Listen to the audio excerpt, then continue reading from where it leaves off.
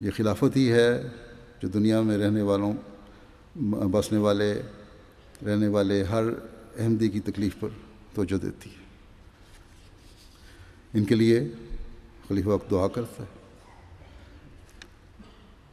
کون سا دنیاوی لیڈر ہے جو بیماروں کے لیے دعائیں بھی کرتا ہو؟ کون سا لیڈر ہے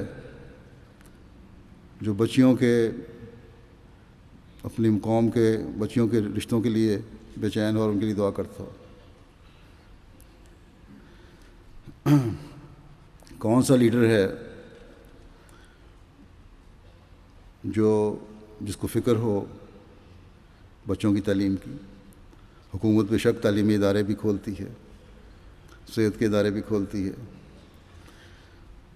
تعلیم تو مہیا کرتی ہے، لیکن بچوں کی تعلیم جو دنیا میں پھیلے ہوئے ہیں ان کی فکر صرف آج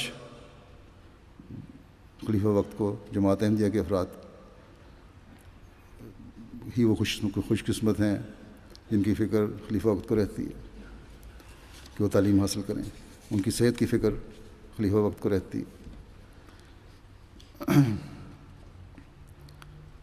رشتے کے مسائل ہیں،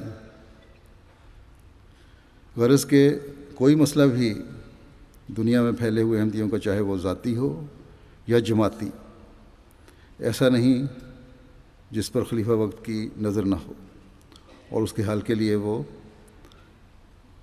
عملی کوشش کے علاوہ اللہ تعالیٰ کے حضور جھکتا نہ ہو، اسے دعائیں نہ مانگتا ہو۔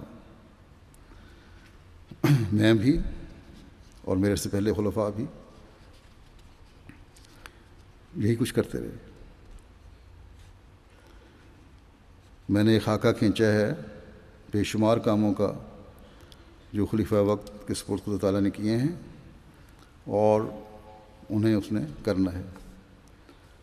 دنیا کا کوئی ملک نہیں جہاں رات سونے سے پہلے چشم تصور میں نہ پہنچتا ہوں اور ان کے لیے سوتے وقت بھی اور جاگتے وقت بھی دعا نہ ہو۔ یہ میں باتیں اس لیے نہیں بتا رہا کہ کوئی احسان ہے، یہ میرا فرض ہے۔ اللہ تعالیٰ کرے کہ اس سے بڑھ کر میں فرض ادا کرنے والا بنوں۔